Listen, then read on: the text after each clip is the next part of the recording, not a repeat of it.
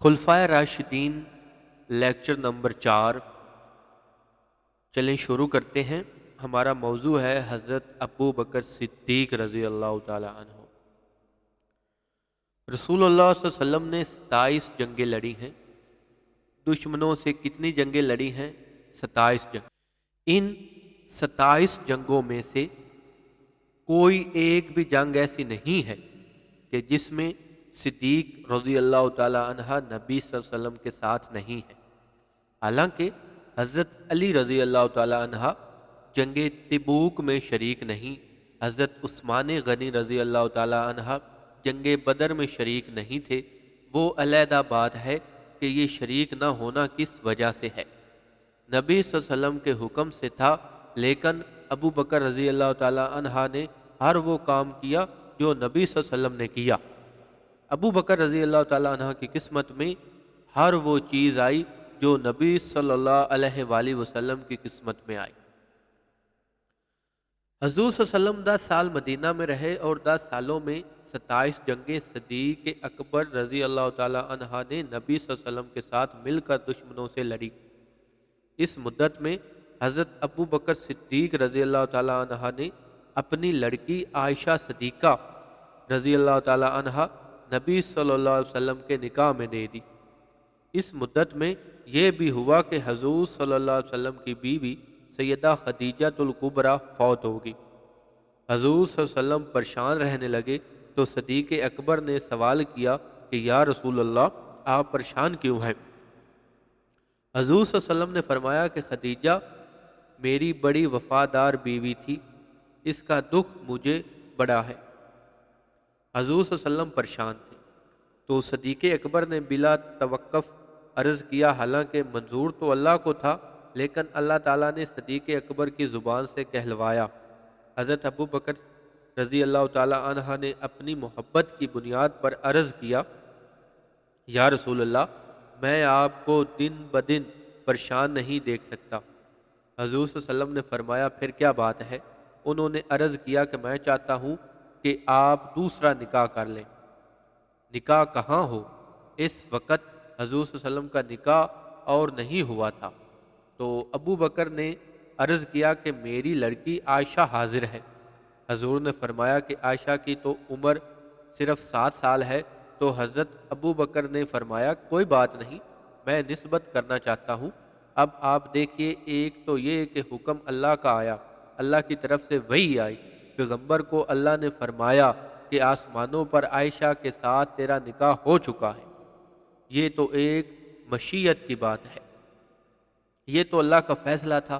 اس فیصلے کا صدیق اکبر کو پتہ نہیں تھا کہ صدیق اکبر نے کوئی وحی کا پیغام پڑھ لیا ہو یا اللہ تعالیٰ کی مشیت کا کوئی رجسٹر دیکھ لیا ہو۔ عائشہ کا نکاح نبی صلی اللہ علیہ وسلم کے ساتھ ہو گیا ہے، یہ تو بات نہیں تھی، لیکن پہل کس نے کی؟ عشق محبت کا انتہا بڑا معیار ہے کہ رسول اللہ صلی اللہ علیہ وسلم کی عمر 51 سال ہے اور عائشہ کی عمر 7 سال ہے۔ ذرا سینے پر میں اور آپ ہاتھ رکھیں، آپ کی اور میری لڑکی 7 سال کی ہو اور ہم ایک 51 سال کے آدمی کو دینے کے لیے تیار نہ ہوں گے، ہم مر جائیں گے، کبھی تیار نہ ہوں گے۔ لیکن صدیق اکبر کو دیکھو کہ وہ کتنا بڑا نبی کا عاشق ہے۔ جس نبی کی عمر 51 سال ہے، اس کو ایک 7 سالہ بچی پیش کر دی۔ کیوں کر دی؟ حالانکہ سیدنا صدیق اکبر رضی اللہ تعالی عنہ کے دل میں یہ خدشہ ضرور تھا کہ طبی عمر آج کل انسان کی 60 سال یا 70 سال ہے، حضور صلی اللہ علیہ وسلم کی عمر 51 سال ہو گئی ہے۔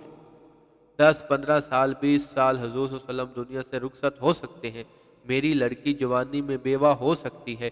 یہ دکھ صدیق اکبر کے سامنے موجود تھا۔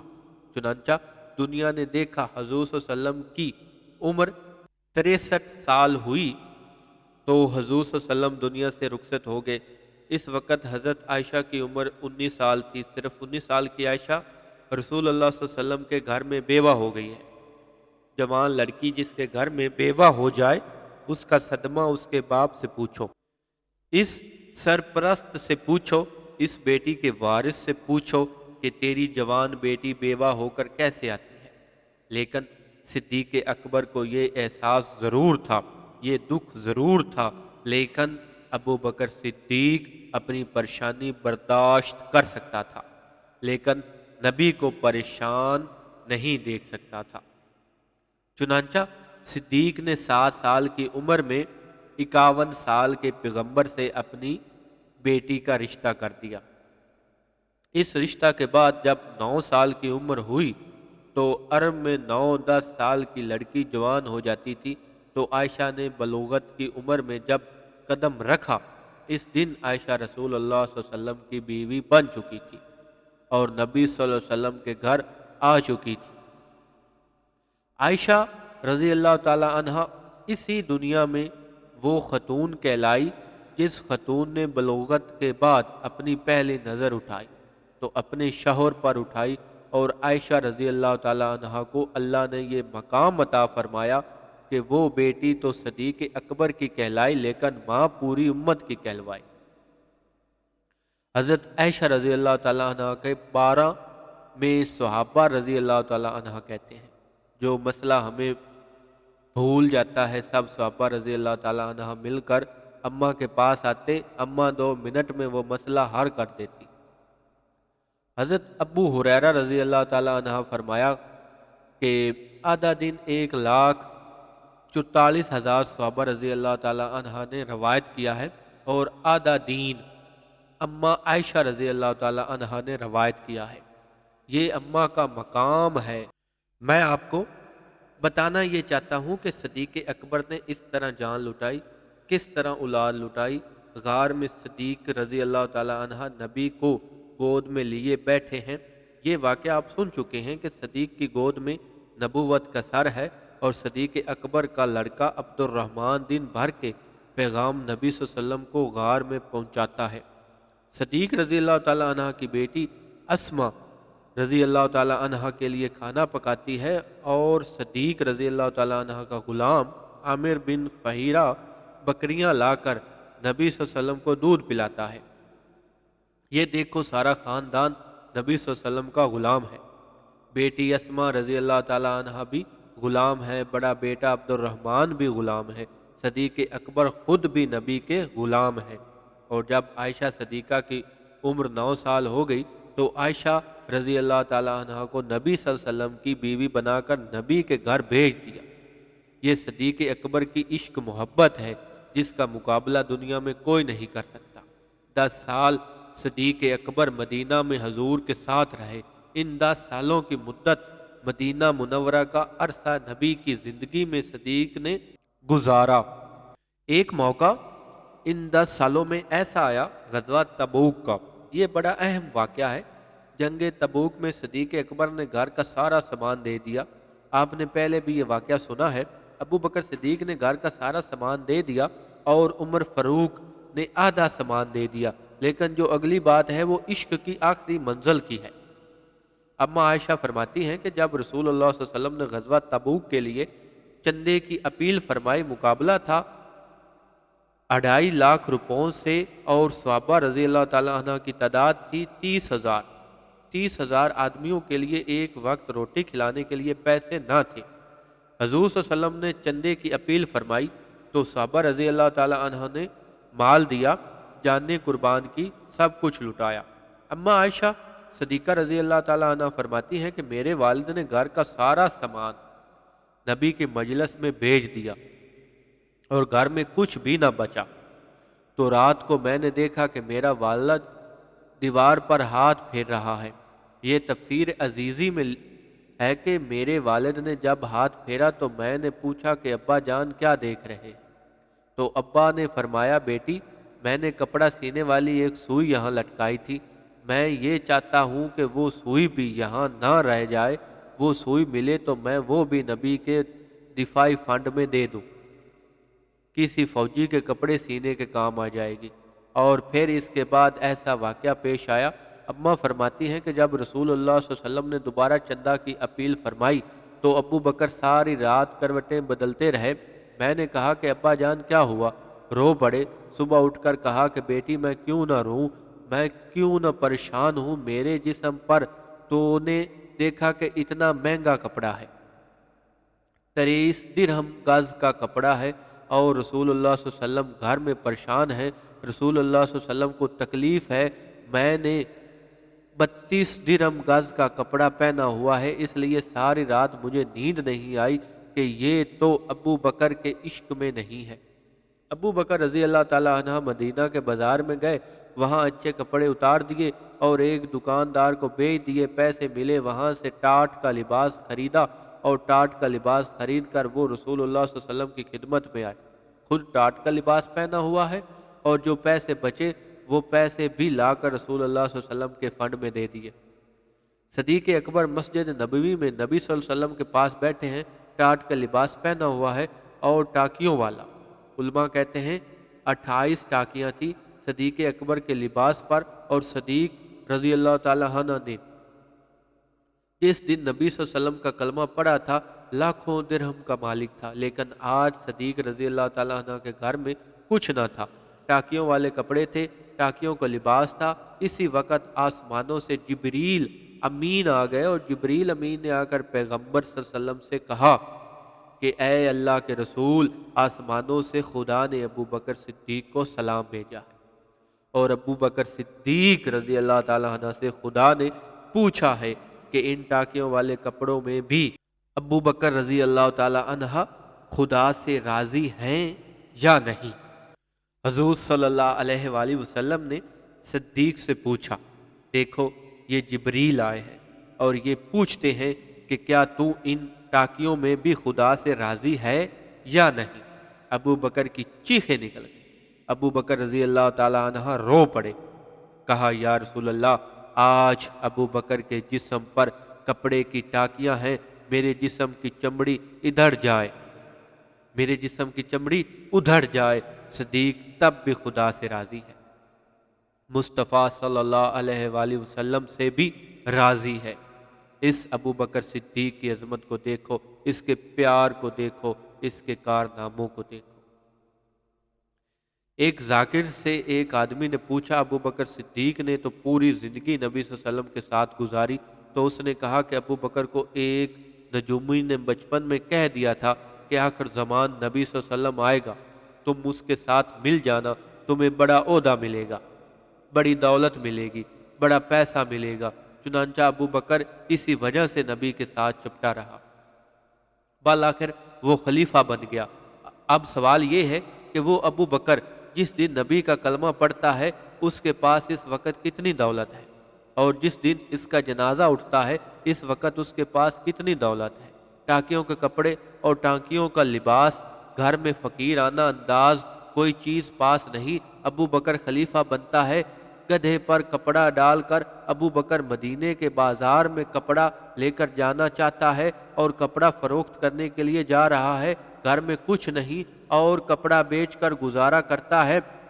بالآخر صدیق کی وفات کا وقت آیا تو فرمایا، بیٹا عبد الرحمن، میں دنیا سے جا رہا ہوں، مجھے انہی پرانے کپڑوں میں دفن کر دینا۔